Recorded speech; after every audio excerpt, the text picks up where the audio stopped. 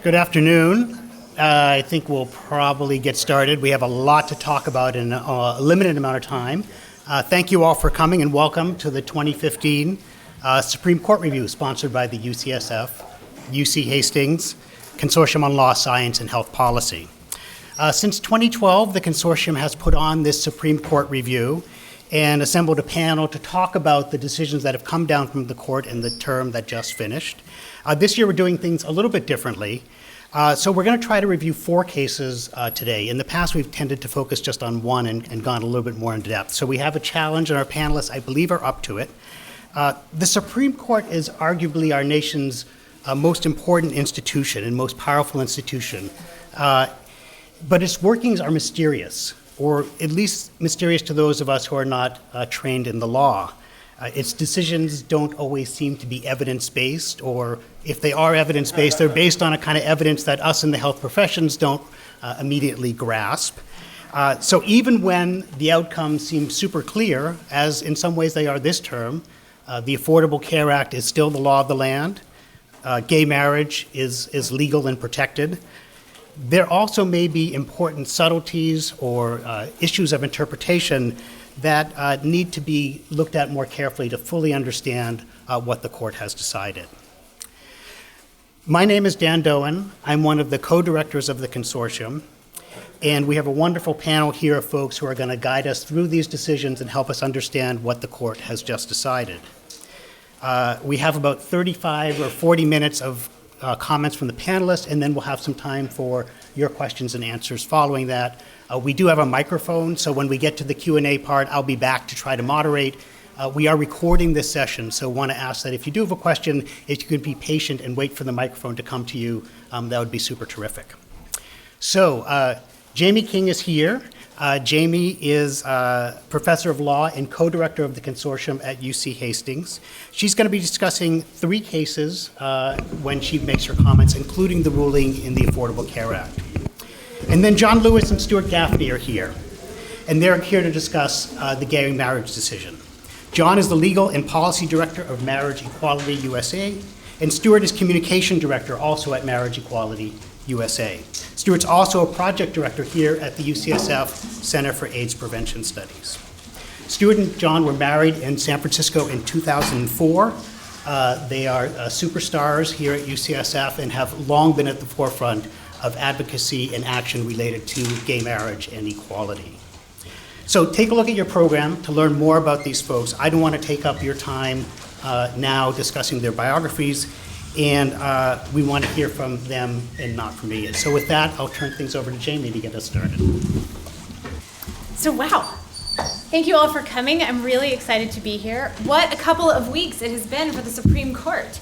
Yesterday I was looking at an article about this, and an author compared the Supreme Court's recent decisions to when a player gets a finesse game in bridge, right? When even though one player is running the table, even when all the cards really aren't in their favor, they seem to be winning kind of regardless, and that's what this author seemed to be thinking was happening with the Supreme Court this term. So while not every single decision this cycle has gone the way one might have wanted, there are many, many things to be thankful for, and we're going to give you some of those highlights today. So over the course of the next about 20 minutes, I have the challenge of discussing these 3 decisions with you. I will do King versus Burwell first and probably spend the most amount of time on that, and then talk more about the North Carolina State Board of Dental Examiners decision on state action immunity, and the Armstrong versus Exceptional Child Center on reimbursement in Medicaid. So, following the Supreme Court decision in 2012 in NFIB versus Subsidies, following that, the re-election of President Obama and the loss of a few Republican seats in the House, the ACA seemed to be on pretty good footing in 2013. But then we started to see challenges making their way through the courts to another key feature of the ACA, the tax subsidies.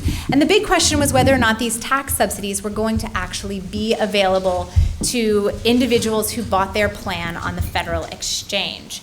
And on July 22nd of last year, we saw 2 district courts, the DC Circuit and the Fourth Circuit, come down on the exact same issue about whether or not these federal subsidies applied They came down on opposite sides of this. So the DC Circuit held that no, people who bought their plans on the federal exchange could not receive subsidies, and the Fourth Circuit held that they could. And so the King case, the Fourth Circuit case, went up to the Supreme Court. Now, as all of you know, the tax subsidies are pretty key elements of the ACA's attempt to broaden and expand access to private insurance. And these four elements, it's one of these four elements that comes up, right? So you have community rating and guaranteed issue.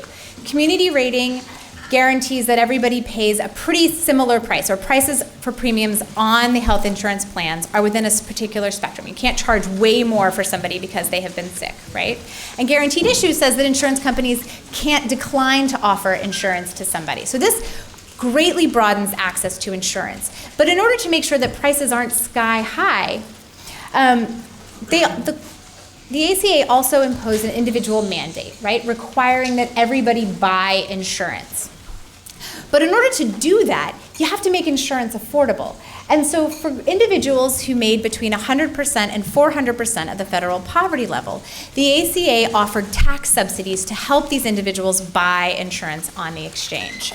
And then the exchange is sort of the linchpin in the middle of this structure to bring everything together. And so the key issue in King versus Burwell was whether these tax subsidies offered to individuals who make between 100 and 400% of federal poverty level were eligible to individuals who purchased their plans on the federal exchange. This case was brought by petitioners out of Virginia. Virginia uses the federal exchange instead of creating their own. And really these individuals, the petitioners in this case, they just didn't want to buy insurance. They didn't want to comply with the individual mandate. And they would qualify for an affordability exemption because the premiums of the insurance they would have had to buy would have constituted more than 8% of their income. So they would not have had to comply with the individual mandate if the subsidies didn't exist. But if they were eligible for the subsidies, they would have to buy insurance. And so that's really where this case came about, where these individuals didn't want to comply with the mandate. But this case was really about more than just several individuals in Virginia who didn't want to buy insurance, right? There was a lot more at stake than that. Because 34 states use the federal exchange. Only 16 states actually created a state exchange. So not only would it nullify these tax subsidies for over 6 million individuals if the individuals buying plans on the federal exchange weren't eligible for them, but also the individual mandate would be nullified for a huge percentage of individuals because they would then qualify under the affordability exemption. So about 83% of people who receive subsidies, 83% of 6 million, which maybe some of you can do in your head, I cannot. So many millions of people would no longer have to comply with the mandate. And if those people didn't have to do that, then what you have with guaranteed issue and community rating is an individual insurance market where everyone has to be sold insurance, and you can buy it at any point in time, but a huge percentage of people don't have to buy it until they get sick. And when you see that situation happen, it's devastating for the market. It can create what is known as adverse selection, where people only buy insurance once they find out they're sick, and that drives up the cost overall, having more people, and then when the cost goes up, less and less people buy insurance from the outset, and it creates what is known as a death spiral. So let's look at some of the key provisions that are at issue in this case. So Section 1311 holds that each state shall, not later than January 1 of 2014, establish an American health benefit exchange. Great. But Section 1321 says that a state may elect to establish an exchange, but if the state fails to do so, the secretary shall establish and operate such an exchange within the state. Now that's where the federal exchange gets brought into this, where the secretary will create a federal exchange. Way further down, deeply buried in the tax code, in Section 36B, which discusses the premium assistance tax credits and who would qualify, says the premium assistance credit amount that someone would get for buying insurance on the exchange to help them is the sum of the monthly premium assistance amounts for all coverage months that they pay during that taxable year. And here's where it starts to get interesting, right? A coverage month is one in which the taxpayer is enrolled in a health plan through an exchange established by the state under Section 1311. Oops. This is just one example of what this court determined was very inartful drafting in this bill. It's throughout, but this is probably the most well-known exception. So if this is an exchange established by the state, does that mean it has to be a state exchange? Does it mean it can qualify as the federal exchange?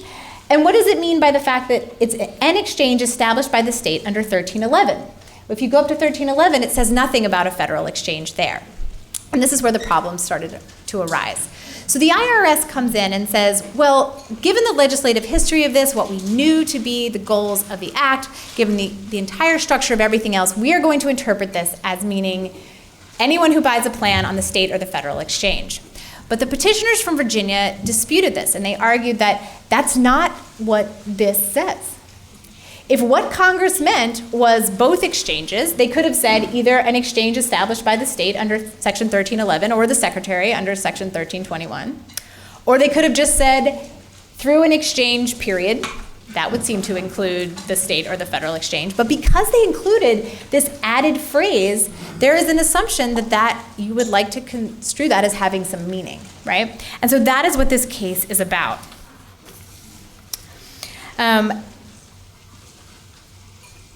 So the Supreme Court got this, and anytime you're looking at a case about what did Congress mean, statutory interpretation, what is congressional intent, you look at the statute and you say, is the meaning clear?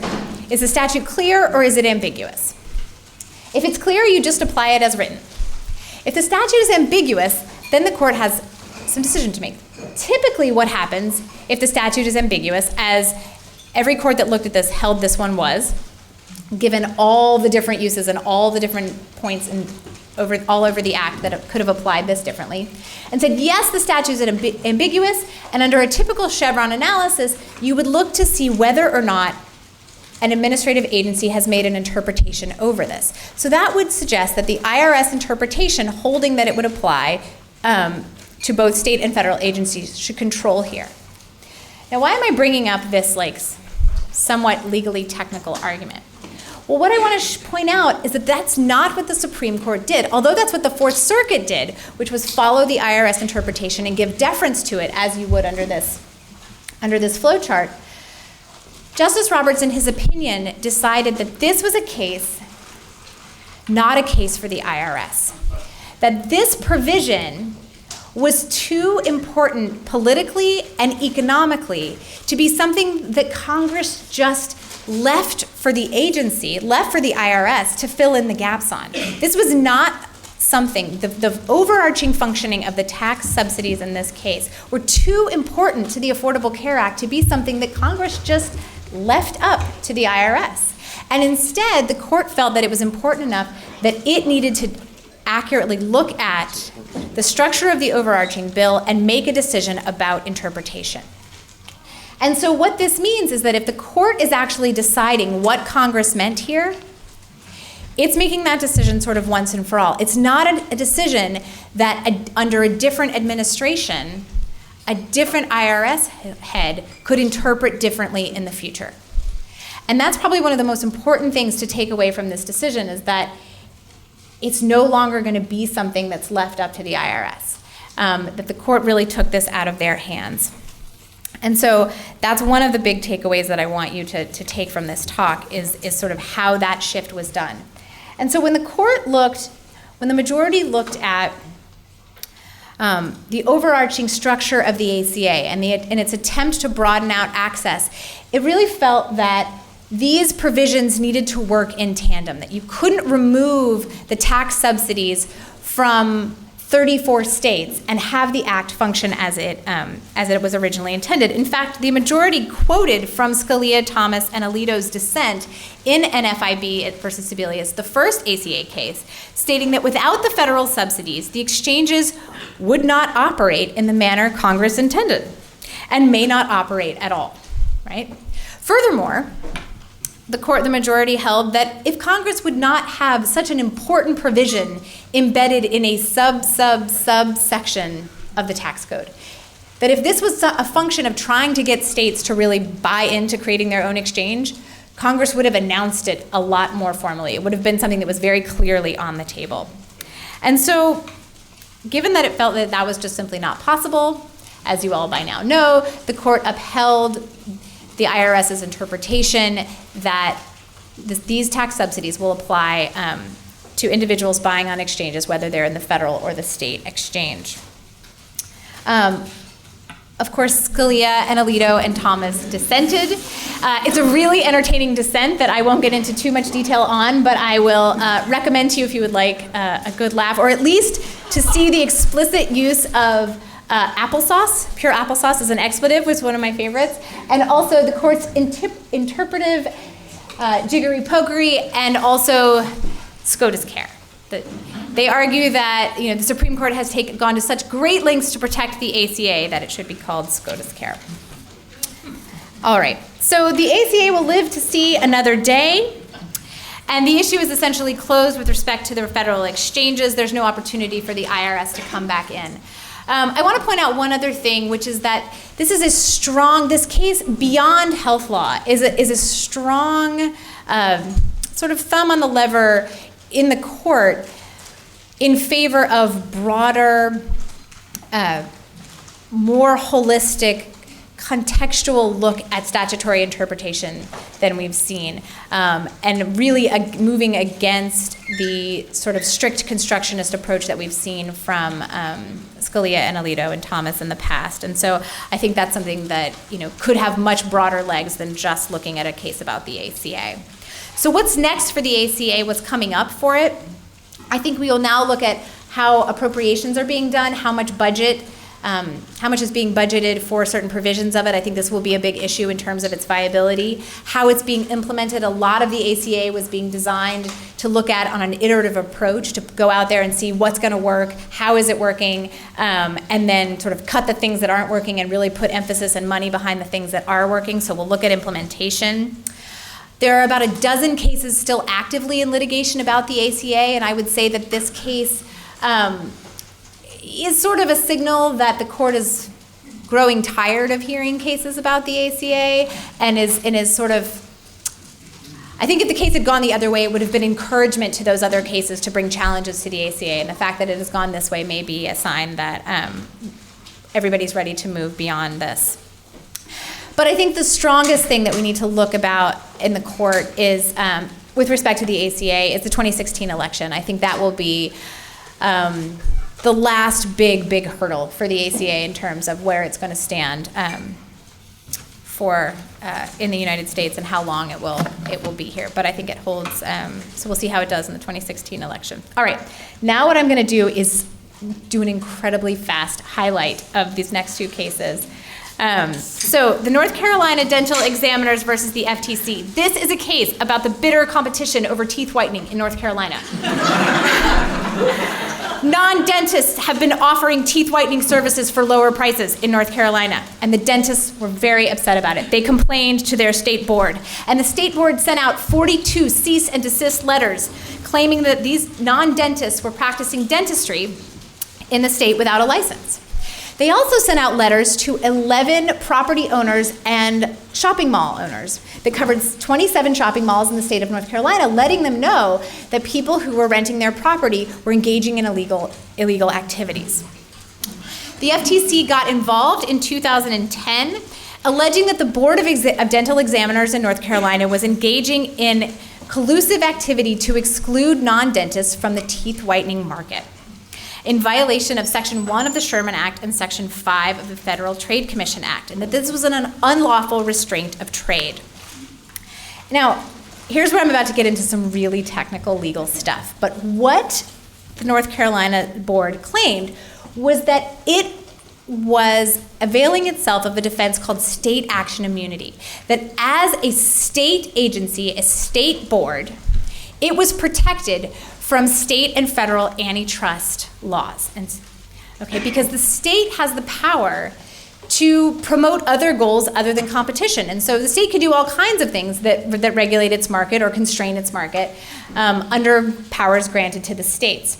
But to avail itself of state action immunity from this protection from FTC enforcement, this market participant, the state, the non-entity, or a public entity that is controlled largely by market participants, as the dentistry board would be, right? The dentistry board had 10 members, 8 of them were dentists practicing in the area.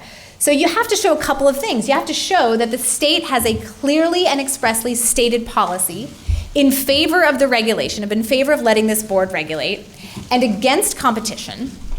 And you also have to show, more importantly, that the state is actively supervising the entity's action to ensure compliance with the policy. So there's no doubt here that the state had an express interest in regulating the quality of dental services in the state. It wants to make sure that, you know, if you're going in and you're subjecting yourself to someone sticking all kinds of needles and scary instruments in your mouth, that person is licensed and they have been through some training, right? The question in this case really comes down to not whether the state had an express policy about this, but whether it was actively supervising. And the reason why we care about whether or not they're actively supervising is you want to make sure there's political accountability. If the state is foregoing competition, right, if it's doing things that drives up the cost of teeth whitening services or would prevent there from being competition from non-dentist actors or greater opportunity to find different kinds of providers of teeth whitening services, that it's doing so in a way that the state is overseeing and really means to have happen. And in this case, the court held that the board really failed to show that its actions were supervised by the state of North Carolina in any meaningful way. And so the dentistry board could really just exclude whoever it wanted from the practice of dentistry and send them cease and desist letters. But the North Carolina wasn't really looking over them. And so this is a 6-3 decision, again, in favor of the FTC. And what you can see here is that it's exactly the same people in the majority as the King versus Burwell decision. But Scalia and Alito and Thomas's dissent raised some really important points, and some points that may have been persuasive in years past. And so I bring this up because I want to point out that I think there's a real shift with respect to the state action doctrine that's happening right now. So ordinarily, they would have held that the board is a state agency, and that would be sufficient to grant the immunity to its actions. And what we're seeing is that there's becoming a larger pushback. As we saw in the Phoebe Putney case from 2012, we're starting to see a greater amount of pushback against what state entities can do. Secondly, states have always been held to regulate the practice of medicine and have a great amount of leeway in that. And again, I think we're starting to see, obviously, some more federal involvement in the regulation of the practice of medicine. And then finally, they bring up the idea that there's a great lack of clarity in what determines who is a market participant and who can be on a board, how involved you have to be in the market, and that's a more technical point. So the implications of this case, I think, are much broader than just teeth whitening in North Carolina. I think that we're going to start to see a lot more supervision over entities governed by the state action doctrine, which has a lot to do with licensing boards of all kinds, but also entities that are regulating accountable care organizations, or if a state adopts a policy relating to integration of health entities or payment of Medicaid services and things like that. We're going to see a lot more state supervision over those kinds of entities. Secondly, this is an opportune time to review state licensing boards. I learned in preparing for this panel that there are 1,100 occupations that require a license in this country. 1,100. Everything from hair braiding to florists to shampoo specialists to interior designers and really bikini waxers, everything in between.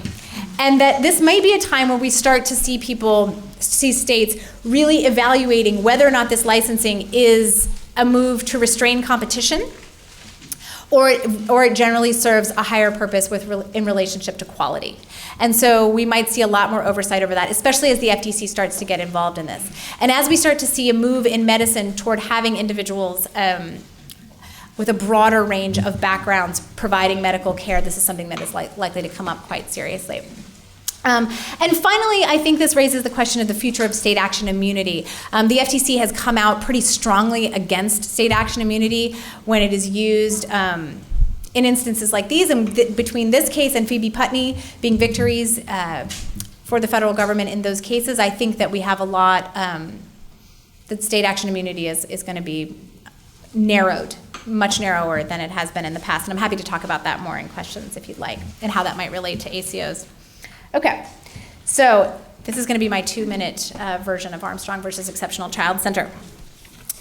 This case is really a follow-on to the decision and brings some resolution to the unresolved question raised in the 2012 Douglas versus Independent Living Center of Southern California case from 2012 about whether or not the Supremacy Clause could provide an avenue to a private right of action for providers and beneficiaries to sue over low Medicaid reimbursement, right? And the question is, how can providers and beneficiaries fight in order to get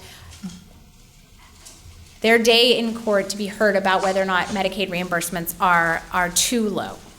And so in this case, respondents who were providers of habilitation health services in Idaho sued 2 Idaho officials in the Department of Health and Welfare, complaining that the state had failed to implement new reimbursement rates.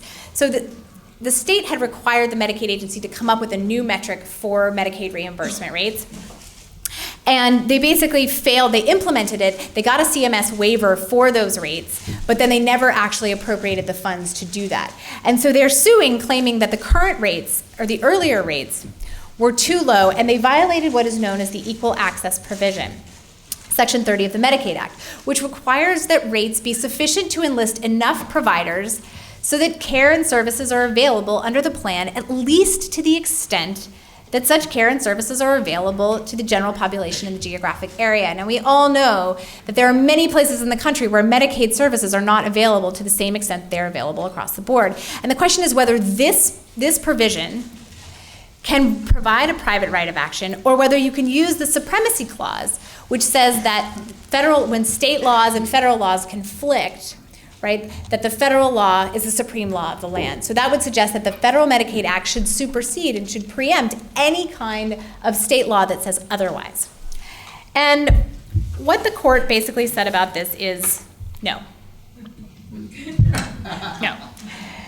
No provider right to private reinforcement under Section 30A of the Medicaid Act. So in a 5-4 decision, the court reversed the Ninth Circuit on this, which held that the Supremacy Clause could provide that right of action. And you'll notice that this majority, this 5-4 majority, is very different than the other, right? It's Scalia, Roberts, Alito, Thomas, and Breyer. And on this one, they held that there is no implied right to action under the Supremacy Clause, no private right of action under Section 30A. And so providers and beneficiaries must file complaints for low reimbursement rates with CMS. Now, CMS, the only thing that CMS can do is threaten to withhold Medicaid funds from a state if they don't increase reimbursements. And that just doesn't happen very often. And so it's really unclear if CMS enforcement tools are going to be able to handle this challenge or do much about reimbursement rates, but it's clear from this decision that the Supreme Court is not going to go forward with it in that way. Last note, beneficiaries can sue to obtain access to some services through other provisions, but not through this one. So that is my very quick and dirty review over 3 very interesting cases that I suggest you look at or ask questions about in more detail if you'd like anything else. And I will now turn it over to Stuart and John. Thanks so much. Thank you, Jamie, for that wonderful review of those cases. And we'll try to just hit some of the highlights of the Obergefell case so that we have some time for some questions and comments afterwards. And I'm going to talk a little bit about the legal aspects of the opinion, and then Stuart is going to talk a little bit about things that are implications for healthcare or for health and well-being. So to get right to it, Obergefell is very likely to become one of the landmark historical rulings of the United States Supreme Court, not only because of what it says about marriage equality, but also it is a great reaffirmation of the Bill of Rights and every citizen's right to seek justice in the federal courts when governments or elected majorities trample on basic constitutional rights. And something that I think is something that's interesting about the marriage equality movement is that in one sense, it's a very, very conservative movement in one way. We're talking about marriage, but in other ways, it's really, really radical because it's talking about two women in a white wedding dress, right? Or two grooms. We're leaving out the bride or the groom. And the decision itself sort of reflects that in that this decision extols the virtues of marriage and talks about how really, really important it is, a keystone to our society, the great anchor, civilizations old. And at the same time, by saying that same-sex couples have full constitutional rights to marry, it eliminates gender from who can get married. And so we often talk about this case as the gay marriage case. But when we talk about the broad diversity of the LGBT community, lesbian, gay, bisexual, transgender, intersex, genderqueer, all the different people who make up this broad movement, now all those people, regardless of these external characteristics, you have a fundamental right under the United States Constitution to marry the person that you love and that you choose, regardless of any of that. And it's a profound statement to me of human dignity, that you are treated as a human being, and your love and your bonding with another person is given that highest recognition.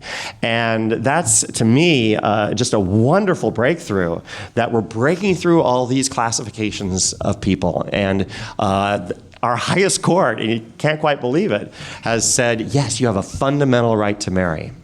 So the decision talks more in terms of gay and lesbian or same-sex couples, and there are some important distinctions, if we want to get into it later, about what direct effects this might have on trans folks or intersex folks. But I want to just, again, hit some quick highlights of the legal underpinning, and one of them that I was referring to is fundamental rights. And so the decision begins with saying that everybody has a liberty to go for, and a liberty, quote, to define and express their identity. And the Constitution, in interpreting liberty, has designated certain core things that are so central to who you are as a person, to your autonomy, to your privacy, that they are fundamental. And when the government tries to burden these rights, that it must have a compelling reason to do so, and it has to be very narrowly tailored to serve that interest. And you can't be at all overbroad in what you're doing. And so this was very important, that the court recognized that same-sex couples were seeking this very well-established fundamental right to marry, just like everybody else has, essentially. And the dissent and the opponents really argued, no, this is not the marriage that everybody else has. They say it's a fundamental right to gay marriage, and you want to get gay married or lesbian married. And this is a new right. And so it's a tremendous victory. And again, looking forward, I think it's a tremendous victory to say, no. We are human beings. And we are just saying the Constitution cannot exclude us from this basic fundamental American right. And that had not been established yet. In the DOMA case of 2 years ago, the court did not reach that question. So it's really, really important that they reach the question. And it's also really important as we look at, I am very encouraged by really, really almost uniform compliance with the decision, in every county in this vast country. And there are a few outliers. There's one county in Kentucky currently that's a little fighting going on, one in Texas, maybe a handful of others. There was a story out of Toledo, Ohio, that a judge would not marry a same-sex couple and passed it along to somebody else. But we really are seeing pretty strong compliance. And having that fundamental right, I think, is very, very valuable in fighting off potential challenges. So one other thing that I'll just mention in the fundamental rights analysis is we also won the children argument. And something that has been used to disparage LGBT people throughout American history, really, is that somehow we are a threat to children. And those of you who are old enough or have studied the history, the famous Anita Bryant Save the Children anti-gay campaigns of the 1970s. Well, Justice Kennedy reiterated what he said 2 years ago.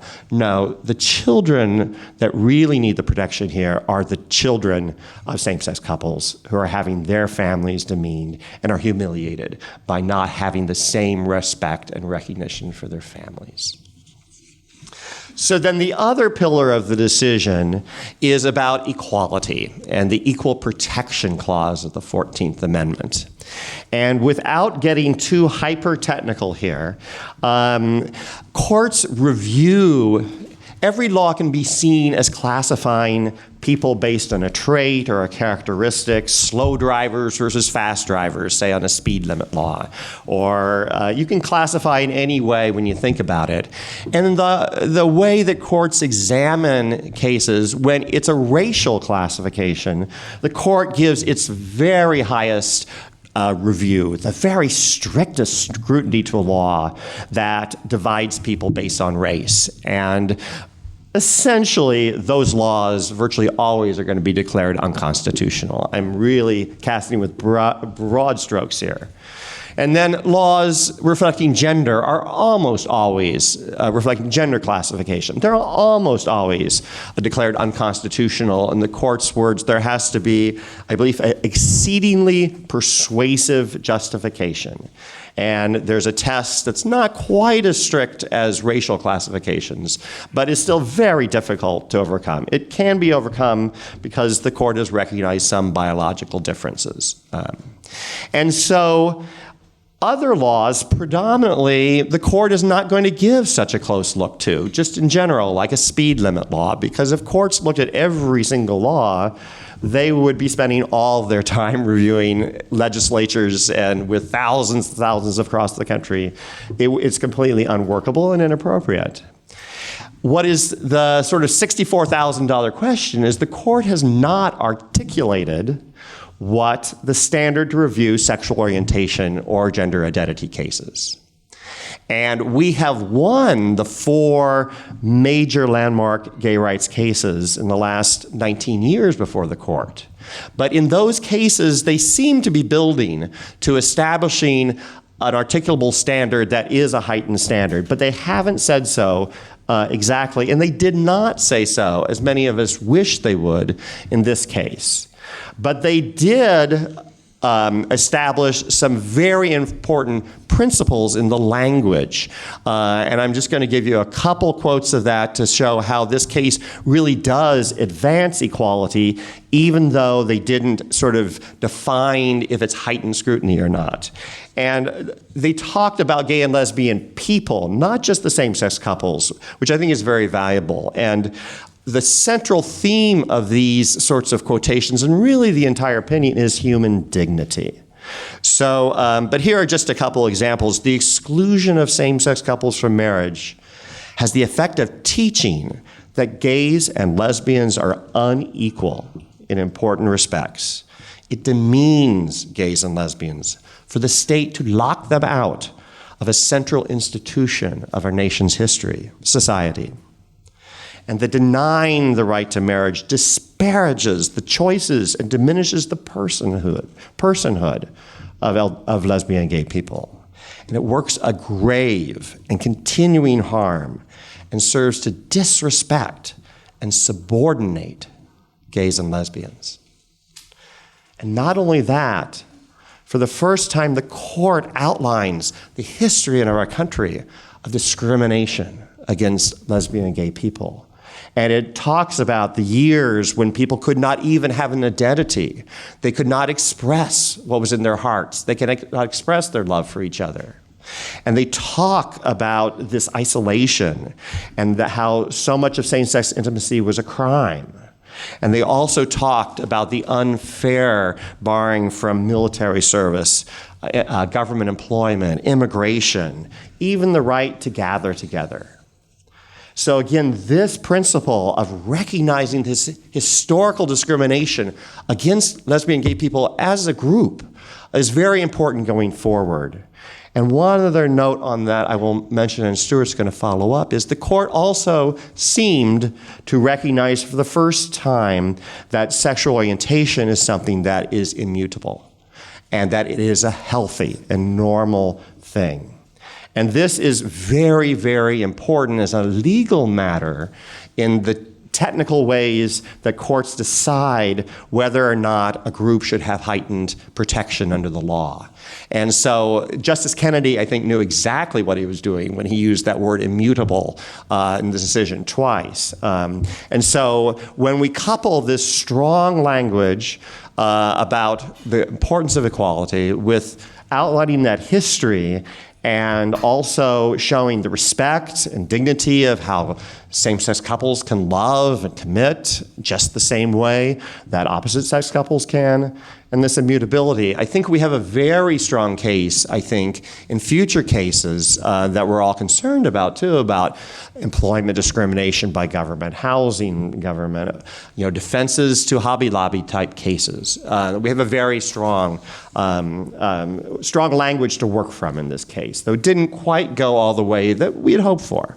And then finally, I'm just going to end with the conclusion, the last two sentences of the opinion, because I do think they encapsulate that and really are something that moves us forward. And that, again, extolling a little bit about how great marriage is, but the court said the hope of lesbian gay people is, quote, not to be condemned to live in loneliness, excluded from one of civilization's oldest institutions. They ask for equal dignity in the eyes of the law. The Constitution grants them that right.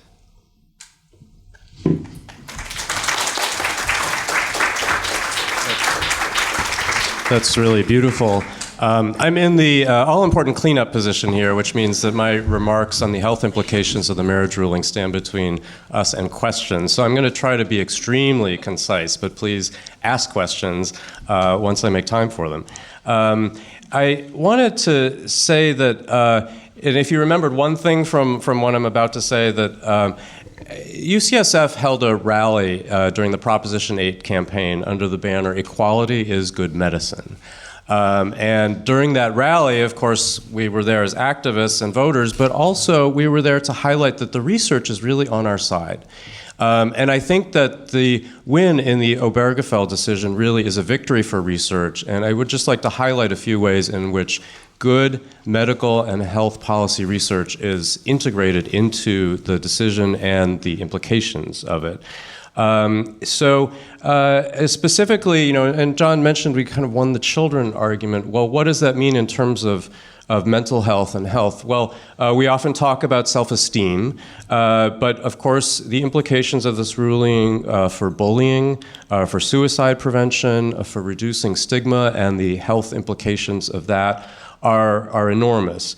And I have copies here of just two of the amicus briefs in this case, one from the APHA, another from many of our professional organizations, including the APA, the AMA, and so many others, that really outline the case, both of the toll of stigma, such as, just as one example from the APHA brief, that gay men and lesbians living in states with less inclusive and protective policies are 2.5 times more likely to suffer from depression. And gay men and bisexuals living in communities with high levels of anti-gay prejudice have 12-year shorter life expectancies. That's part of the record of this case, and I think reflected in some of the soaring language of the decision. I think it's something that we who work in the intersection of health sciences and the law can really be proud of. These are very tangible policy implications here. One of the most specific ones, and John mentioned the immutability argument, but is about the growing movement to ban the practice of so-called conversion therapy. In some ways, this has gone hand in hand with the marriage equality movement. These two issues were joined in the Prop 8 trial. And actually recently a trial on consumer fraud for a conversion therapy group in New Jersey was held, and our side prevailed. Again, the Prop 8 trial is really part of the legacy of this decision, and an exhaustive 2.5-week trial in which all the research, all the experts were given a full hearing, and their testimony and their research was really integrated into Judge Walker's decision, which really is part of what has led us to this very moment in time. I want to highlight a couple ways in which the opinion really gives legal recognition to what we all feel very personally, which is the direct personal harm of prejudice and discrimination. And the opinion really verbalizes the state of inequality that we've all been living in. The majority opinion says many persons did not deem homosexuals to have dignity in their own distinct identity. A truthful declaration by same-sex couples of what was in their hearts had to remain unspoken. Outlaw to outcast may be a step forward, but it does not achieve the full promise of liberty. Wounds to our human dignity cannot always be healed with the stroke of a pen. This is not language we often expect in a Supreme Court ruling, but I think it reflects what we really feel, both the weight of inequality that we've all been living under until just over a week ago. And I don't know what it was like for you, but when this decision came down, the pure joy that people experienced, and I think honestly the relief, the kind of like a cloud has been lifted. I can't tell you how many conversations and really tearful hugs I've had with people where they were like, I'm finally equal in all 50 states. I never knew what that felt like. That's kind of what this moment is in time. I think in the interest of time, I'm not going to read to you the description of all of the rights that come with marriage. You probably know these because as activists, we've been outlining the 1,138 federal rights that come with marriage. We've been saying it over and over, but to have it enumerated in the decision, and again, I think the many health implications that follow from so many of those tangible rights is really a vindication, but also just for me and John as a married couple, this is the first time we can freely move about the country and have all these rights in all 50 states. I don't think I've even fully taken in what that feels like yet, but it's huge. I think that the implications for the next generation are even hard to contemplate. I think I would just mention on the steps of the San Francisco City Hall after we celebrated this ruling and after many beautiful things were said, John and I were just kind of collecting our things there, and there were two dads there with their newborn, and they were feeding her with a bottle, and they looked up at us, and for the first moment, they articulated what they had just realized, that she is never going to know a time when her family, her dads, were not legal in all 50 states. That's not going to be part of her conscious memory. That has ramifications for our personal well-being, our relationships, our families, our health, and for the state of our union that I think are almost unfolding and are hard to fully take in right now, but it's enormous. So equality is good medicine, and I feel like for those of us who are doing this work, whether it's as research, as activists, as lawyers, today we've all lived to have our happy ending. So thank you very much.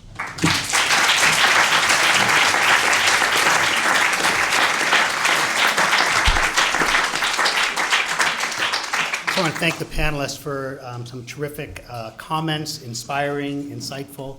It turns out we actually have this room after 1 o'clock, so I think the experiment of doing 4 decisions in 1 hour, we've learned maybe a little challenging, but for folks who can stick around for more Q&A, I would encourage you to do so.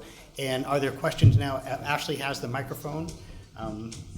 So if you raise your hands so Ashley can see you and I can recognize you. We're actually going to start with a subtly planted question from David Fagman, who is the founding director of the consortium and also faculty at UC Hastings. Thank you, Dan. This was great. Really, really enjoyable. I was trying to think of and I did not come with a question, so hopefully this will be a fair question for all of you.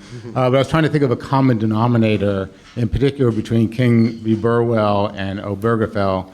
And it strikes me, not to throw cold water on this wonderful moment, that the challenges ahead are really Hobby Lobby. That when you see both on the statutory interpretation issues around Burwell and the reaction nationally in the South in particular with Obergefell, it's a religious freedom argument which sets up a potential clash.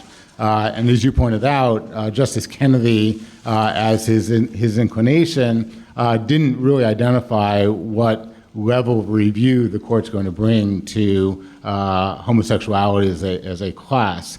And so I wonder if you could all comment both on the statutory interpretation issue with Burwell and the constitutional claims with Obergefell, where you see the religious freedom Hobby Lobby analysis coming out. So I'll start just very briefly, and I'm going to assume some knowledge about Hobby Lobby for brevity here. But one of the key issues in Hobby Lobby is when somebody is claiming the religious exclusion, saying they don't have to comply with the federal law because of their religious beliefs, is whether there is a compelling government interest that can justify that burden on the personal religious belief. And Justice Kennedy, in the Hobby Lobby decision, he was one of the 5 in the majority, but he wrote a special concurrence, really explaining what Hobby Lobby was about and what Hobby Lobby did not decide. And explicitly in that concurrence, he says that employees do have concerns that are compelling under the statute. And he didn't identify what they were, and he spoke a lot about the wonders and how important truly is religious freedom is. But I am encouraged that he did specifically note that this is not a decision that in one stroke is just proclaiming everybody can say they have a religious reason not to follow law. And the Justice Ginsburg, I think her dissent is widely credited, I think, with Alito saying this does not, mean that you can get out of race discrimination laws by saying it's against my religion not to discriminate. So I think that's, again, in the federal level, it comes down to Justice Kennedy, and that's why I am also encouraged by this soaring language about equal dignity. And he also, in the Obergefell decision, does say that the state cannot essentially impose a personal religious view on everybody. You can have your views, but when the state actually makes those views, it puts the imprimatur of the state on them, and that violates the Constitution. If this word of Kennedy is to be taken as an indication of what will happen in the future, I'm looking at whether how long it'll be before the court decides that the issue of a fundamental right to decide what we do with our bodies at the end of life, the aid in dying thing, will be considered to have matured, ripened in the eyes of the court, now that there are 21 legislatures around the country that are pushing for the same thing that 5 states do. And do you think that the court is likely to rule differently from the way they ruled about a constitutional federal interest from the way they ruled in 1997? Any of the panelists have a crystal ball? That's a great question. I think it's a great question. I feel a little humbled to answer the question because we have a real, what would you call it? Yes, Rob Schwartz is in the audience, which is making me a little reluctant. But yes, I think it's a great point. I mean, I think that a lot of times these issues have to mature over time, and the more that we see a real interest in, assisted death, the more that I think, and the more states that promote it and that allow it to come forward, the more I think that we are likely to see the Supreme Court change its mind. And I honestly think it's a matter of time on that issue.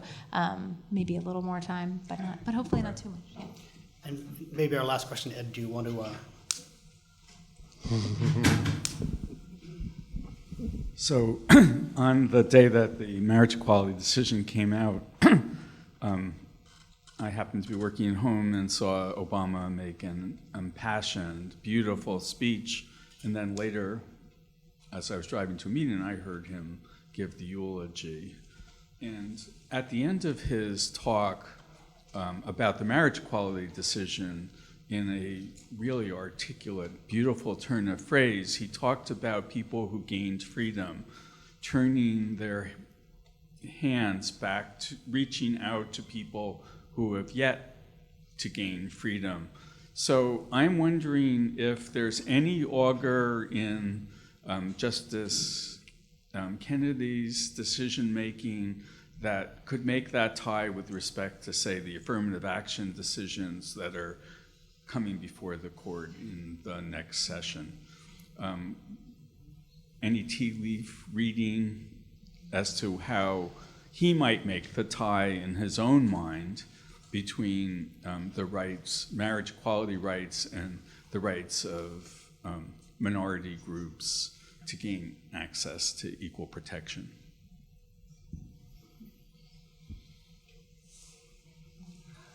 Well, I'll just take a stab, and I think probably there are people in this room who could probably answer the question much better than I could. I'll just say this one thing about Justice Kennedy's jurisprudence is that he really embraces liberty and freedom. And if you look at what is in the Hobby Lobby concurrence, and in this case, he really likes the liberty idea, the liberty concept in the Constitution. Yeah, I'm going to just not try to fake it. I know he voted, well, in the Chute case, which is the most recent one, I'm just not enough of a scholar of his opinion and writing in that. So I will defer if somebody in the audience actually does, please. Oh, not me. I wanted to know if David has a thought on it. Yeah, David, please. David's our constitutional law scholar. Yes. Justice Kennedy was in the dissent in the Grutter case. He was in the majority in the Planned Parenthood case, which was the racial balancing in the Seattle and Louisville school districts.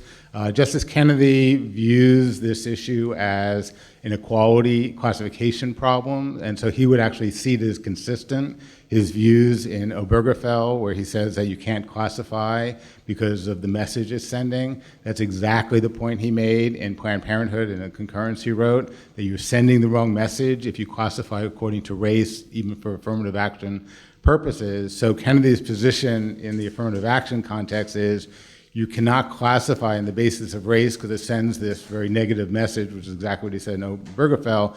However, you can use proxies. You can use socioeconomic status, you can use neighborhood issues, you can use other things, but you just cannot use race. So I don't think you get Kennedy's vote. He doesn't see those things as inconsistent.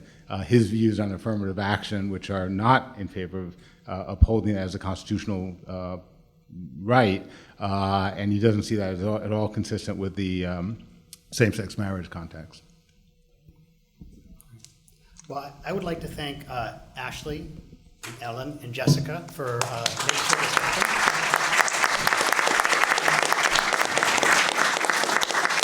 And the panelists who were given what clearly was an impossible task and yet did it fabulously. And thank you all for staying late.